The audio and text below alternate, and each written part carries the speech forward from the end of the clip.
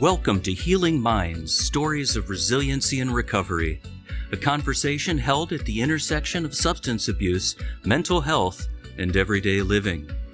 Your hosts, Mark Regala and Justin Wolf, bring both professional expertise and personal understanding to the table. So welcome to the conversation. Let's dive in. Hi, everybody, and welcome back to Healing Minds, Stories of Resiliency and Recovery. I'm your host, Justin Wolf, joined by my co-host, Mark Regala. Mark, how are you doing this evening? Doing good. How about you? Doing all right. Glad the house avoided the tornadoes that seemed to be popping up left and right last night. So glad that we weren't like Dorothy just flying around or like trying to relive the movie Twister. So we are all good. A lot of damage in the area, that's for sure. Yeah, But that's what happens when you got July, summer, hot, humid weather, you know? Yeah. Equals tornado. Got it. No. Exactly. But it's just one of those things. Like, it's just unpredictable, right? Like, it's one of those situations where you're like, hey, things are all right. Next thing you know, it's like 9 o'clock and the sirens start going off, like, take cover, take cover.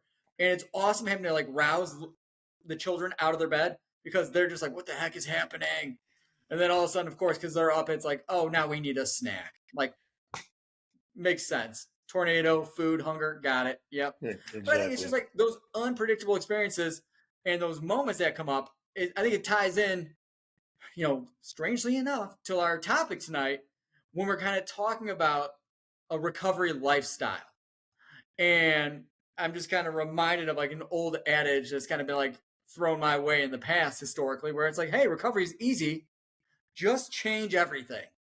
And it's like, thanks, bud. That really helps. And it's true. I'm about to say, that's pretty much what needs to happen if you're going to attain long-term recovery is you do have to change everything. That's for sure. Right. Because I think it's just natural human nature in us to be like, change, it's uncomfortable. Even though where I'm at, it might be miserable. I might not enjoy this. I might not be content. Content might be this thing that's like off in the distance that I could never even imagine experiencing. And yet you propose change to me, which is recovery, and I balk at it because it's uncomfortable and unknown. It is. But the thing about it is, you can't look at the totality of it. Okay, you have to make little changes to your daily routine. And those little changes to the daily routine will morph to other changes, will ultimately morph to everything changing if you're doing the right thing on a day in, day out basis. You can't focus on the totality of things. That's going to give you anxiety. That's going to give you anxious feelings. That's going to feel overwhelming. It's about controlling the controllables, doing the right thing today, making little changes to strive to a long-term recovery, and things will happen. Yeah, no, I think you kind of capture like the definition of what it is. And when I'm thinking about like what does a recovery lifestyle mean, right? We're kind of talking about, hey, like the commitment to do the next right thing.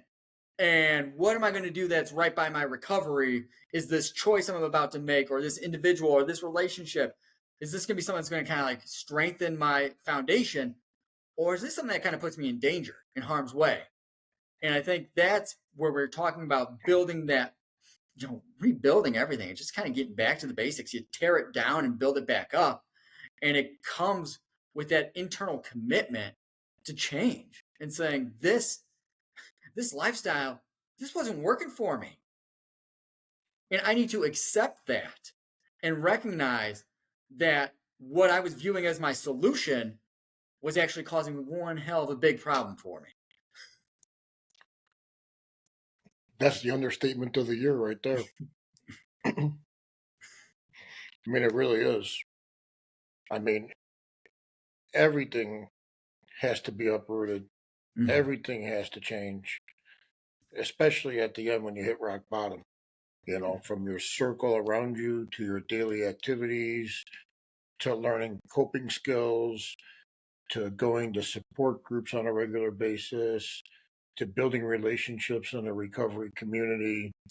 I mean, all that has to happen, but you made that comment about doing the next right thing. If you are doing the right things, again, that will come naturally.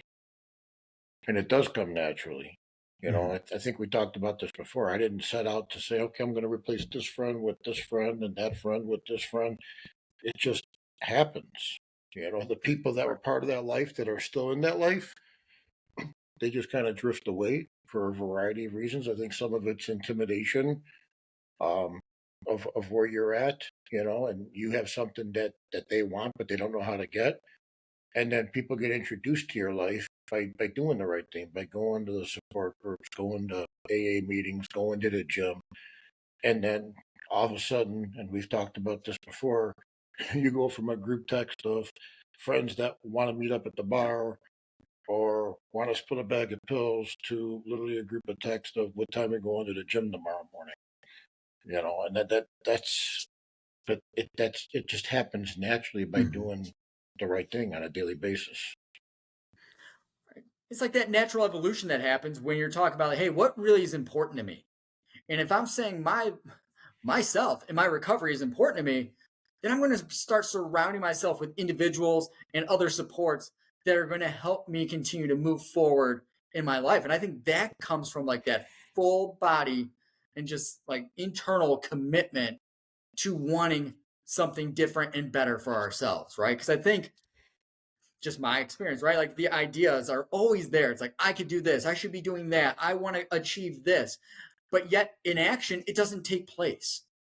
And sometimes people can kind of get hard where it's like, yeah, you talk a good game, but the action's not there.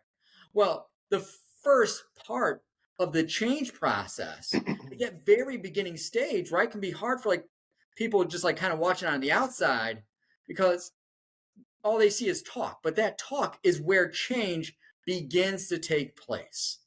Because when people are hearing what they want to be different and identifying what they can do to get there, then they can start coming up with a plan about how to get those wheels Yeah, in motion.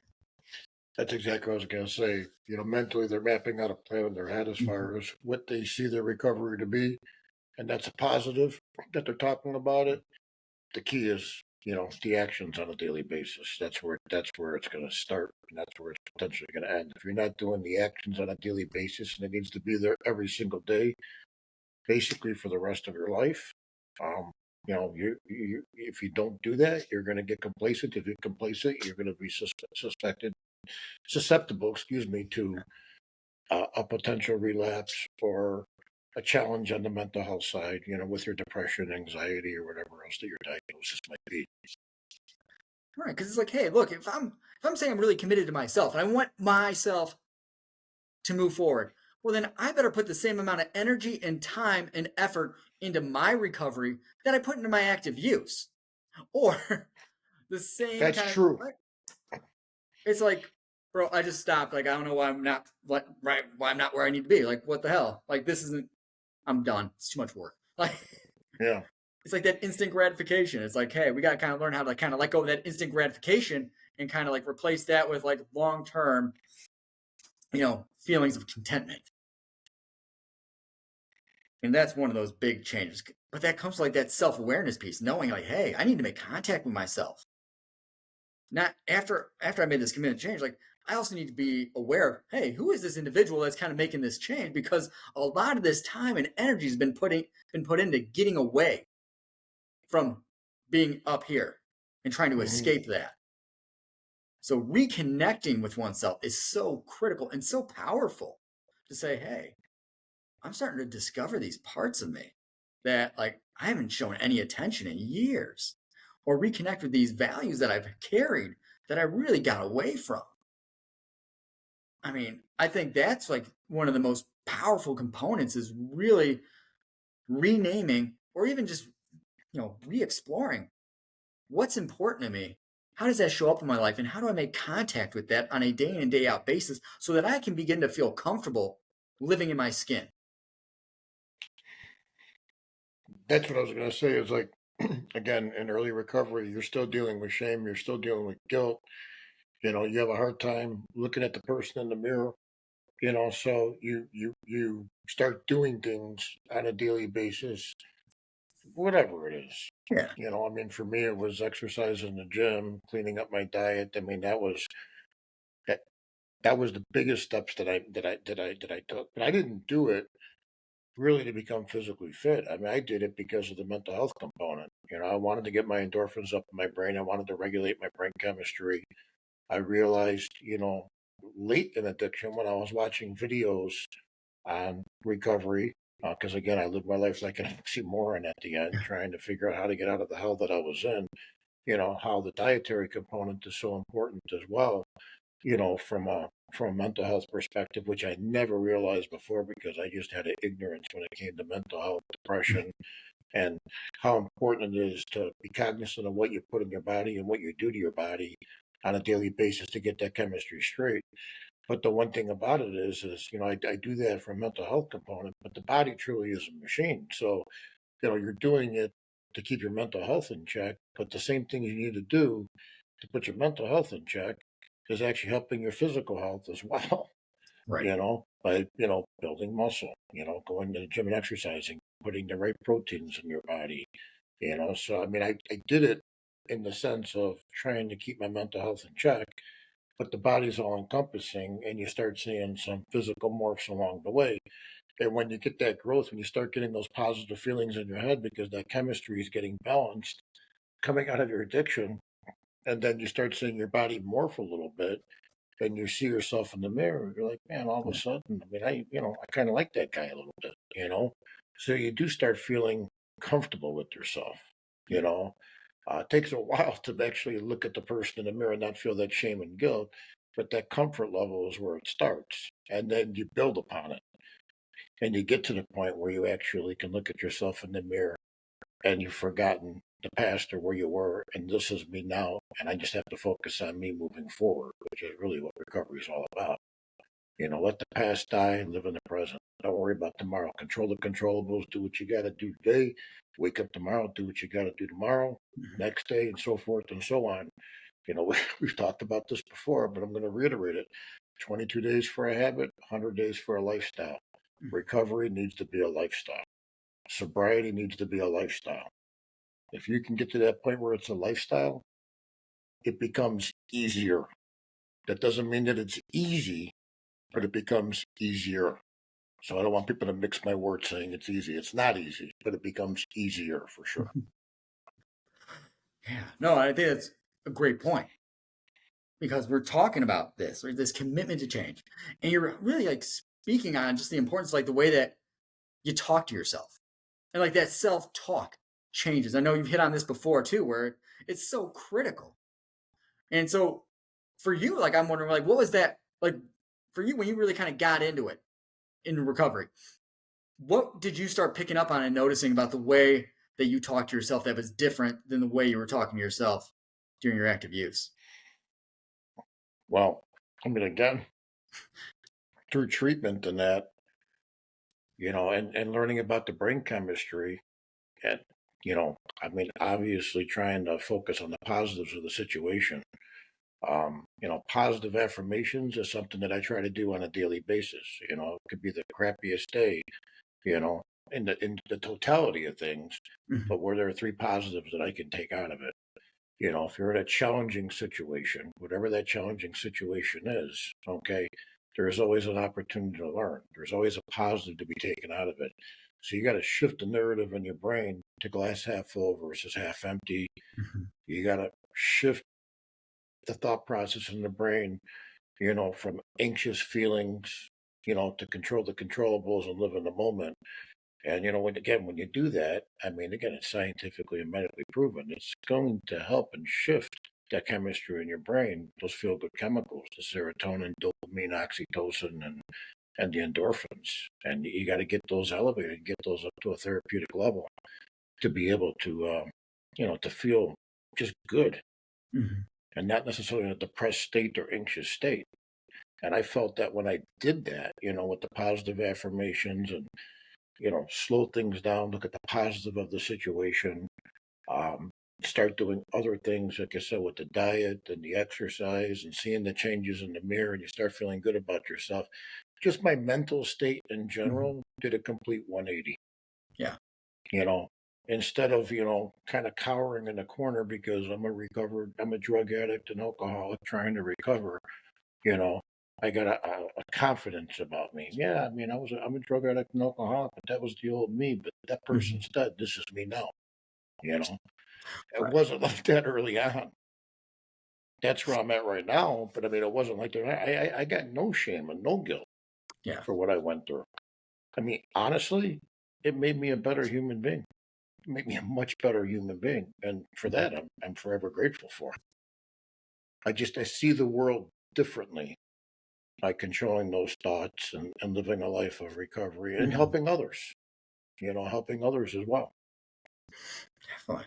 I mean, what a big flip that is to kind of go from like the mind that's like hypercritical and like protective and just trying to keep everything at bay to kind of saying, hey, like this open minded approach here to actually practice some gratitude in the process has brought about like profound changes in your life. And just the level of appreciation that it sounds like comes with it too is massive. Yeah, I mean, and it doesn't go unnoticed. So it does kind of help, when people see you, Hmm. and they make comments or they reach out to you and leave you a voicemail or what have you. I mean, I've often said this, and I just said this in our support group. Again, I've been in the insurance industry for a long time, 31 years this November, won a lot of awards, won a lot of trips. I don't feel I've ever gotten the respect, okay, that I get now being an addict and alcoholic living in recovery with a mental health diagnosis. I just don't feel that way. I feel like people respect me more for what I've overcome than anything that I've achieved, in my professional life. And again, I would have never have thought that in a million years. Right. I mean, people that I barely talk to, like let's say in the corporate world.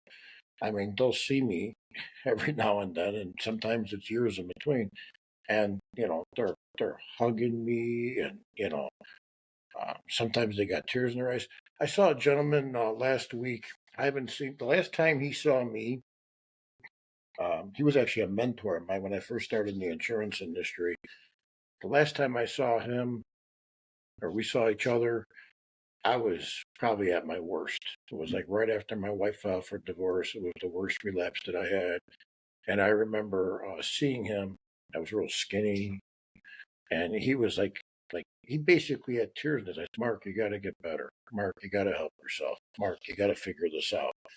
And we would text every now and then, but then he moved down to Florida because he retired, and I haven't seen him in years and years and years. COVID happened and all that stuff, and he was in town, and he decided to stop by. He's walking up the driveway, and I walk out, and he's like 10 feet away from me, and he just stops dead in his tracks. And it's almost like he's looking at a ghost because I am unrecognizable. I'm a completely Yeah. different human being, physically and mentally, compared to what I was the last time that he saw me. And he just got choked up. He had tears in his eyes. Walked up to me, gave me a big hug, took a picture with me. But you can just see it in their face, like the shock, I guess, and awe of what a healthy transformation and recovery looks like. Mhm. And that's happened to me so many times. It makes me feel a little uneasy because I'm the same. I feel like I'm the same person, that used Mhm. to hang out, go to lunch with them, and joke around. But I got to look at it from their perspective. They saw me at my worst, and now they see me at my best. And if you haven't seen me in that period of time, in between that period of time, I can see how it could be kind of shocking. Definitely. I mean, talk about like just a total and utter like transformation. I mean, that you kind of underwent there.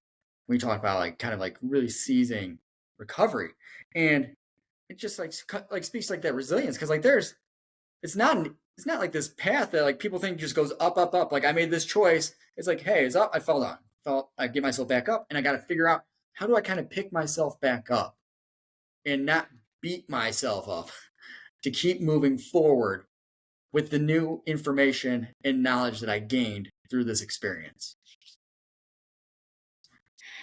I mean, it's a battle. I mean, it's almost like a heavyweight fight. And that's the Mm-hmm. way I look at it. Somebody once told me, this was a great analogy. They said, if you were in an alley and somebody started attacking you and beating you up, would you fight back? And of course, the answer is yes, right? And they said, with your addiction and your mental health, what you're going through, you got to pretend you're in the alley and you're getting your butt kicked in and you're not fighting back. Yeah. You got to fight ferociously that addiction and that alcoholism and that depression and that Yeah. anxiety. And if you do that, you can win the fight. And that analogy definitely, I related to it.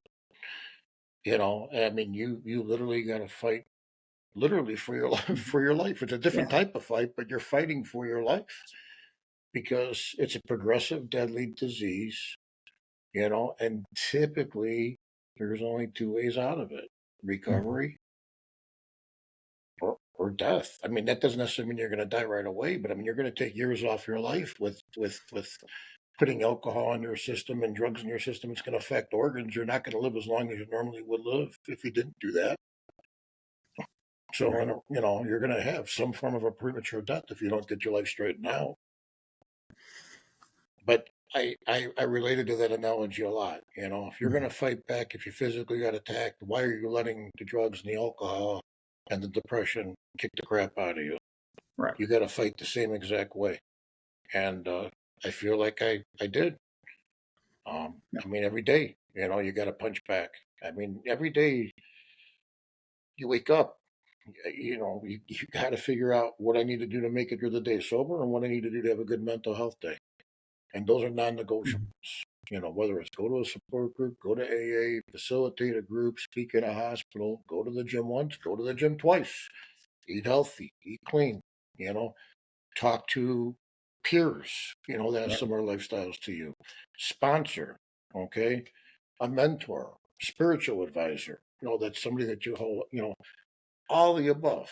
I mean, those Right. are all the things that I've done. Those are all the things I've done, quite frankly, in the last 2 weeks. Yeah.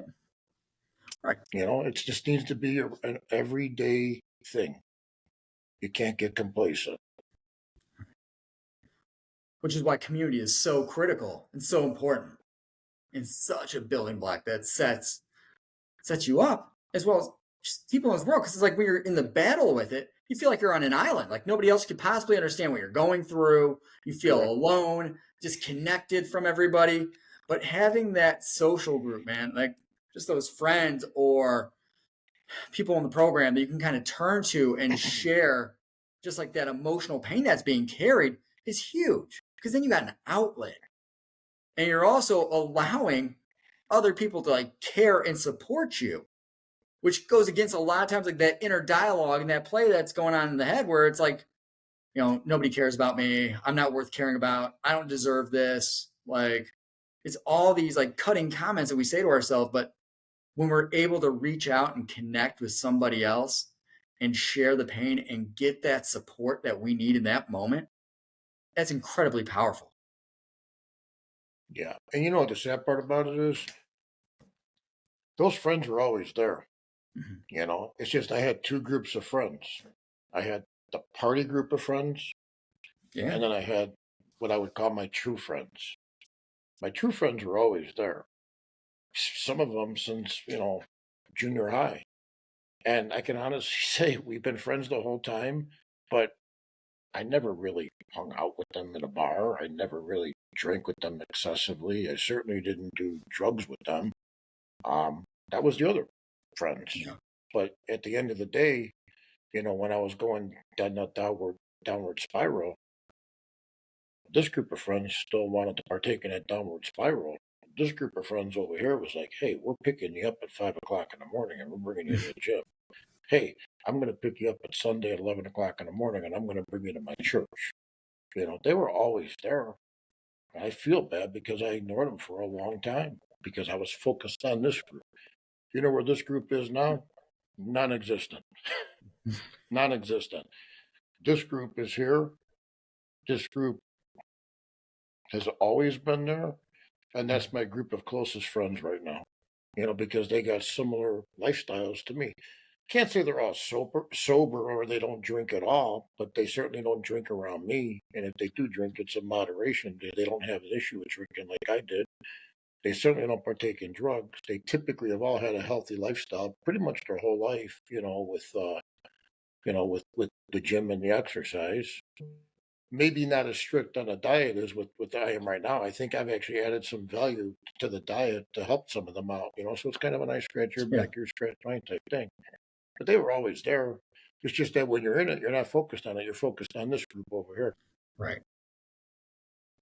No, and I think that's one of the biggest changes that happens. Like, hey, I got to change my playground, my playmates here. So who are the people that I'm surrounding myself with?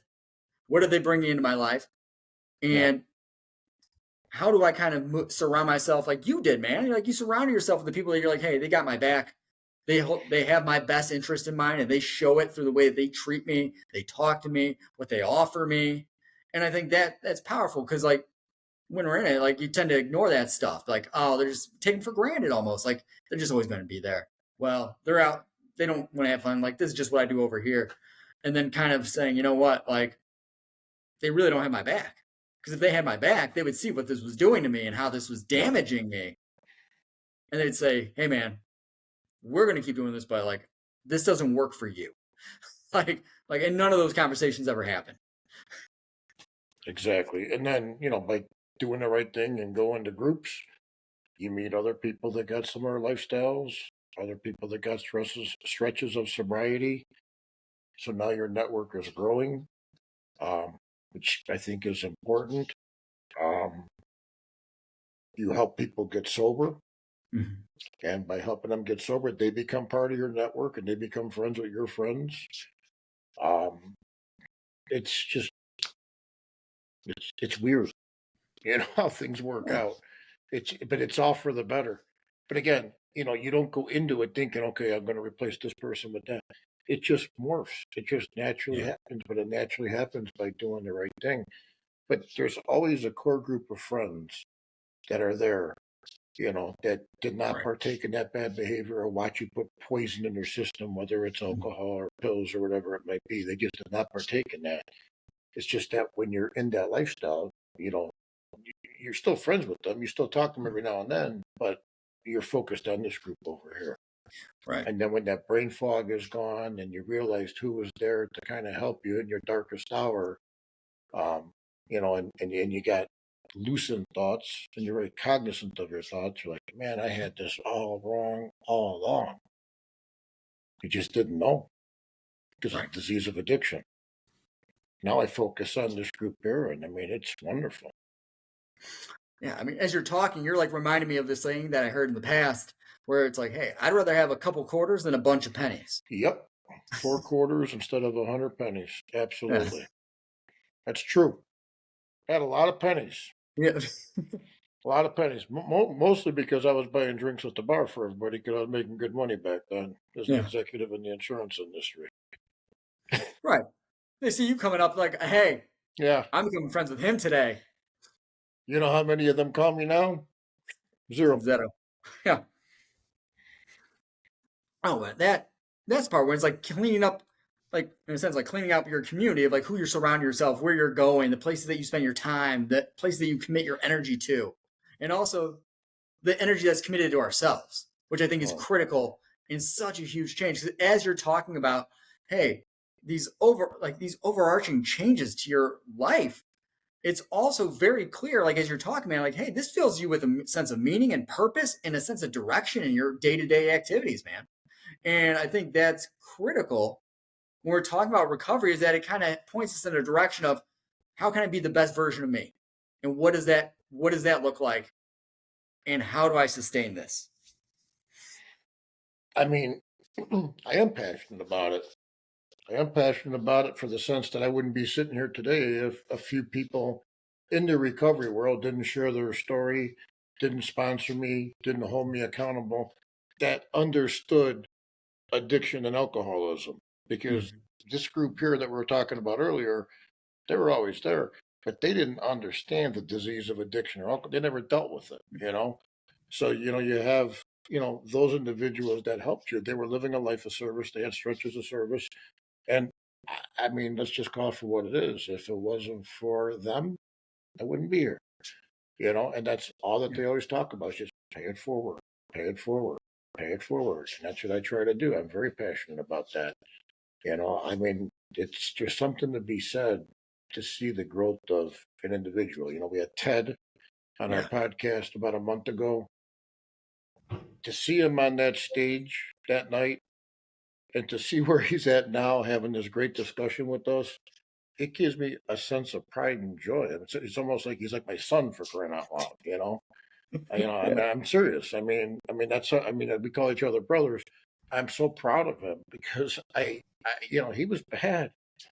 Yeah. I mean, he was Right. bad off. But it was, to see the growth and to see the change and to see him helping others, it's almost like a family tree. I mean, you get him sober, and he helps 3 people get sober, and those three Yeah. people help 2 people each. I mean, the impact that you're making on society is unbelievable. Unbelievable. And that's what I enjoy doing. But again, I enjoy doing it because if it wasn't for somebody that didn't do that, if somebody did not do that to me, I wouldn't be here. I think you did an awesome job really of highlighting just how important the physical component of recovery is in terms of attending to your own physical well-being, diet, exercise. And I know in previous podcasts, you've really highlighted just how powerful that was for you. And really, I think you did a great job here of really identifying just the power of our social networks, who the people are that we surround ourselves with, what they bring into our lives, and what they could possibly put as like barriers to our recovery here. So one comment about the whole Yeah. social thing. I've always heard in my career that your income is the median income of your 5 closest friends. But I like saying, I take it one step further. Your habits are the median habits of your 5 closest friends. That's why it's so important, that circle that you surround yourself with. Right. Because, I mean, you've got commonalities with people. That's usually what draws people together. You're not going to hang out with a bunch of people who are into like playing the ukulele and like, I don't know. But if that's not something that you're passionate or you're interested in, you know what I mean? Like, why would I spend my time here listening to you play ukulele? I hate string instruments.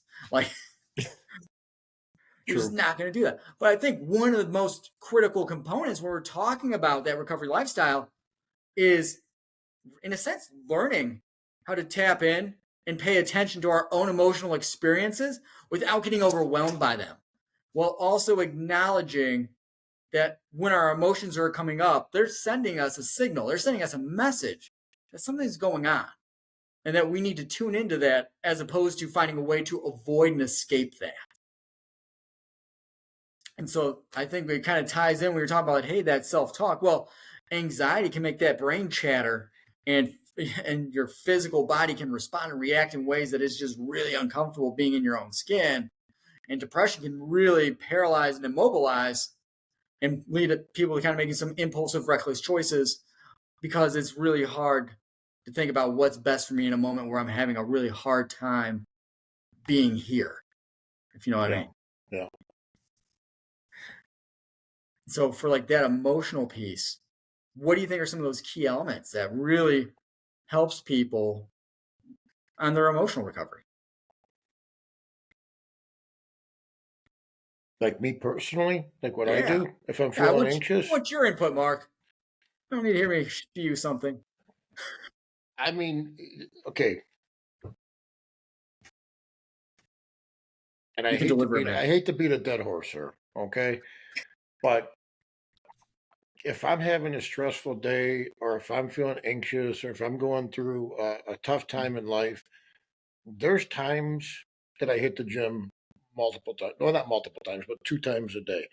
There's times I might work out in the morning, and after work, go to the lake, get into nature, enjoy the sunset, if you will, or the sun going down, put some earbuds in, and just get like in a meditative state, if you will. Okay. And I will say it's important to have the right music that you're putting in, good lyrics, positive lyrics. I'm a 90s grunge guy. Okay. A lot of those lyrics are depressive lyrics and about drugs and things like that. I'm not going to listen to my 90s grunge if I'm in an anxious mood or a depressed state. I'm going to try to listen to something that's uplifting, get into nature, okay, take a walk, get the body moving, get some sun. That's just me. Hey, Okay. If I'm having problems sleeping at night, which sometimes I do, okay, I got into a habit because of me being an opiate addict, that acute withdrawal syndrome, you have severe insomnia. I got in a habit of eating like pistachios in the evening time. And pistachios is one of the best natural sources of melatonin. Melatonin is a relaxing chemical, right? hmm It allows you to relax. It has a calming effect. It allows you to fall asleep. I still do that to this day. yeah, If I'm feeling anxious or depressed or what have you. Um, I'll try to watch positive videos. Like motivational videos to get my brain right. Try to flip the narrative in the brain. Um, Self talk. yeah, You know, glass half full, versus glass half empty. Um, just try to get control of those thoughts as best as breathing exercises. yeah, Again, I used to get severe panic attacks doing public speaking. Now I do a lot of public speaking, talking about recovery, like specifically at the hospitals. I know my patterns. So, mhm, if I'm going to the hospital and I'm going to speak in front of like 30 people, the old Mark heart would be beating out of the chest. Get in front of them, can't get the words out, feels like you're having a heart attack, sweating profusely, like you're gasping for air. I'm already listening to the right music, getting in the right frame of mind. I'm already doing my breathing exercises. I'm doing everything I can to calm the chatter down in my brain, self talk, and so forth, to get in front of them and be able to deliver a solid presentation or a solid story. Well, yeah. honestly, and I hope I'm not jinxing anything by saying this, I've never had a panic attack public speaking talking about recovery the entire time I've been in recovery.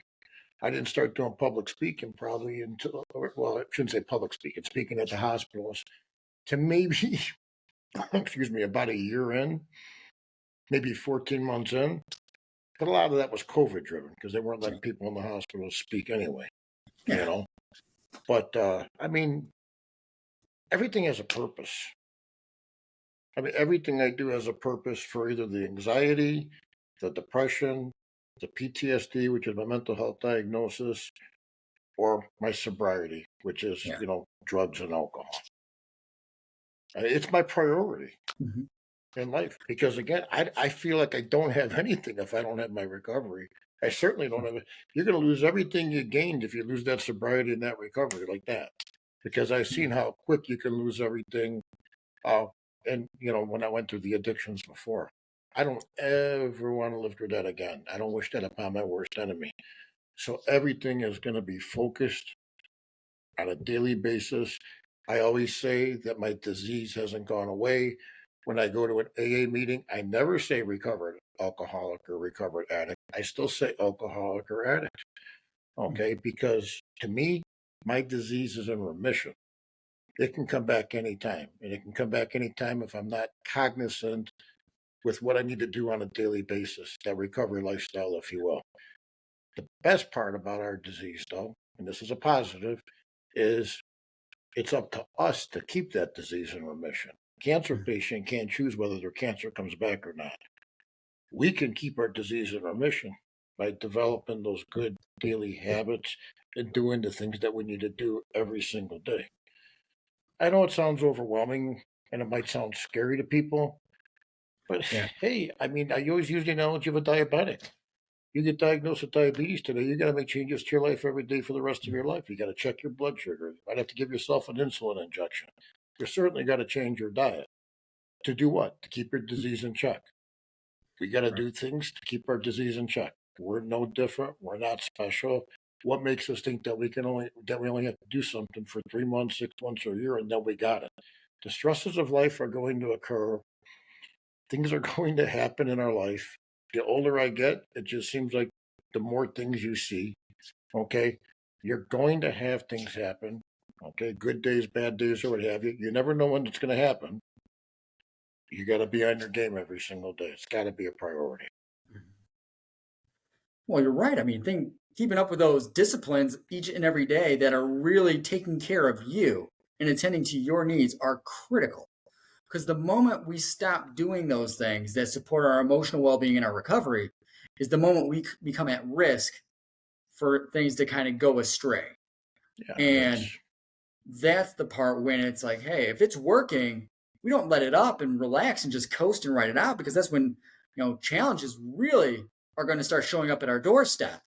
It's really committing to those practices on a day in, day out basis, which you kind of did a great job of kind of like really naming, identifying, and speaking on. Well, also, one of the key things is saying, hey, like, we need to be aware of what is that script our mind is going to give us to work with on a day in and day out basis. And you're talking about being aware of the way we talk to ourselves. We've been talking to ourselves from day one to this Yeah. present day.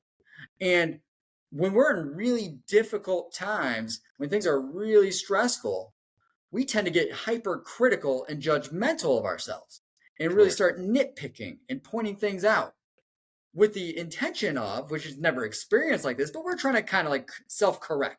Don't make this. This is a bad choice. You don't want to do it. Oh, you're an idiot. I can't believe you did that. You'll never do that again, right? Yep, got it, mind. But that's not how it works, right? So one of the most powerful things is really like learning how not to take ourselves and our thoughts literal. Being like, hey, you mean up here, everything it's telling me isn't a fact? Yeah. Even though I feel it? Like, that's just wild. And I think that was one of the most helpful things to say, hey, how can I take a step back from what I'm thinking, what's running through my mind, and what are my natural impulses that come with this? So that then I can be aware and I can be proactive in the way in which I'm responding instead of just reacting. That way, I'm really setting myself up to really not let my mood of the moment curtail everything that I've been working on here. I mean, a thought is a thought. It's your reaction to the thoughts that matter. Yeah. That's really what it comes down to. And then the other thing I want to say too, if I can, and I actually speak about this actually at the hospital. I mean, I'm just telling you what works for me. Mhm. Everybody's going to be different. You can have 5 people sitting in this chair and hear 5 very different things. The people out there that are looking to attain sobriety and recovery, they have to be willing to try different things that work for them. Mhm. And the analogy that I give is like when you're in treatment and they give you that sheet of paper with all the coping skills. There's 35, 40 different types of coping skills that are on there. There's 35 to 40 different coping skills that are on there. What's my go-to? Mhm. 4, Right. 5? Okay, let's just say 4. Guess what that means? I mean, it means 10% of them work for me and 90% didn't. So you almost have to have a salesman mentality. I'm a salesman for a living, right? Of what's called a go for no approach Mhm. mentally. Okay. Yeah. I got to know, in this particular appointment, but that's okay because I'm closer to the next yes. I got to know on this appointment, but that's okay. I'm closer to the next yes. Eventually, I'm going to get a yes.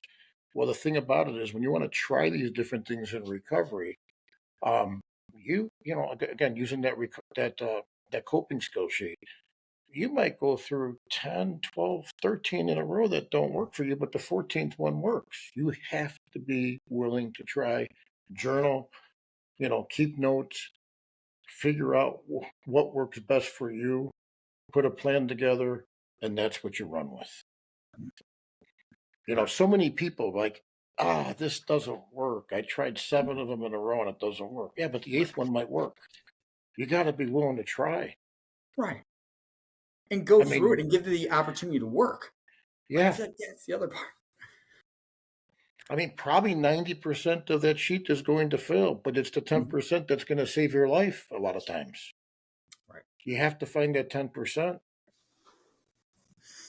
Think about it. And Like, here I am a salesman, and it took me 4 visits to friggin' treatment to figure that out. right. So I'm not a smart. I mean, I'm not that smart either, to be honest with you. But when it came to that, because I made things so much more difficult than what it needed to be, but I wasn't putting in the effort. Mhm. I wasn't Right. putting in the effort. I wasn't fighting in the alley, like that Yeah. analogy I gave earlier. You got to fight with everything you can Mhm. to beat that addiction, beat that alcoholism, and beat those thoughts in your head. To Right. live that life of recovery, you got to fight like no tomorrow. You got to Right. have a mindset of a warrior, basically. That's what it comes down to. It's like you can't just put your foot in the water and test it. You just got to jump in Exactly. and you got to commit.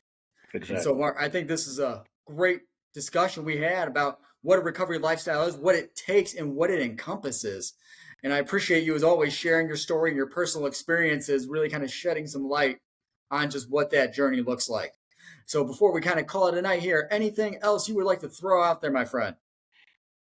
No, nothing really. I mean, obviously, it's the ending of July. Kids are going to be starting school in August. Man, we're getting close to the fourth quarter of the year already, and I don't even know where the heck this year has gone. So, time's flying by. I've enjoyed doing these podcasts with you, providing community education. I wish everybody well out there. I wish everybody a good rest of their summer, and hope to see you on the next podcast. Awesome. Like Mark's saying, we are happy everybody's joining us on these discussions. The podcast air on the 15th and the 30th of each month, so be sure to tune in. Mark and I are open to comments and suggestions about episodes, topics, so feel free to reach out to us on our website at namidupage.org/podcast. Again, namidupage.org/podcast to connect with us. And as always, thank you everybody for taking the time to listen and tune in this evening, and we will catch you on our next episode. Thanks for joining us today on Healing Minds, Stories of Resiliency and Recovery. If you're on the journey to find guidance and insights, subscribe now wherever you find your podcasts. Healing Minds, Stories of Resiliency and Recovery is an educational resource, not a substitute for medical or therapeutic advice. The opinions expressed by the hosts and their guests are not necessarily those of NAMI DuPage. Go to namidupage.org/podcast for links to past episodes, show notes, and to submit a question or topic ideas for a future episode. Until next time, be well.